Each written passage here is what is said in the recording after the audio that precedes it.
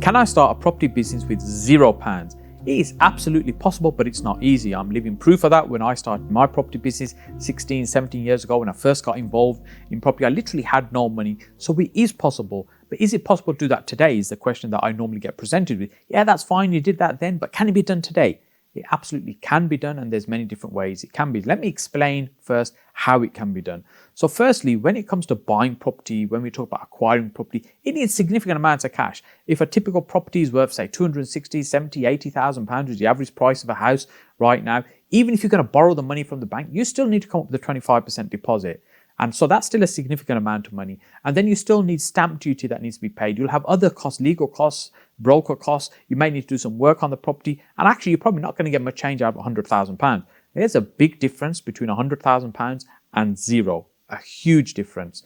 So how is it you can purchase that property? Well, one of the ways that I first started was, rather than purchasing property, was to actually find property deals. I provide a service, understand what deals are, how to find them, how to negotiate them, and then offer those deals to somebody else, allow them to purchase it and charge a fee for that. And those fees will start to become income, and from that income that allows you to progress. Then there's also controlling of property. So it doesn't mean necessarily you're purchasing it, you're controlling an asset in order to make money from that. So for example, let's say it's a property that you rent from a landlord that's on the market, and you now decide to run that as a short stay type of a property, for example, like on Airbnb, where people are staying for a shorter period of time rather than typically for, like, say, a 6-month contract. And because you'll earn way more money, now that concept's known as rent to rent, where you're renting the property and effectively re-renting it back out.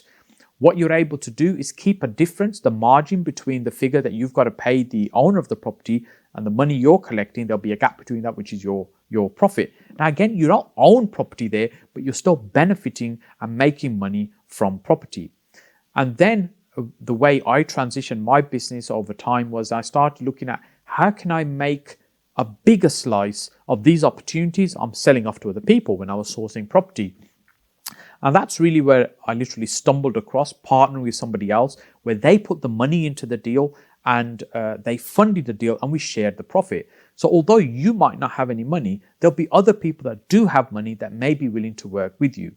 Now, when we think about that, we think, well, actually, it must be easy. Then I've got a deal. I'll just find somebody to give me the money. Well, if you just walked in the bank now and says, hey, look, I just want to buy a house. Can you just give me 200 grand or 300 grand?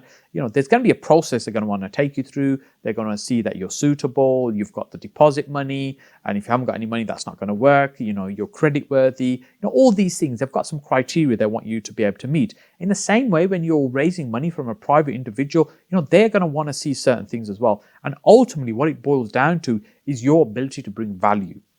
You've got to be able to bring value to the table in order for somebody to say, hey, yeah, I can see how working with this person means that they're going to profit and I'm going to profit out of it as well. And ultimately, people talk about return on investment, but I say when we're talking to investors, it's about return of investment. The investor wants to know, am I going to get my money back? Am I going to get scammed? Am I going to get ripped off if I invest with you? So I believe one of the best ways to make this work, to start with no money, is understanding how deals work, understand the business, get good at finding deals, and then you start partnering with people because you're bringing massive value to them and they fund the deals for you.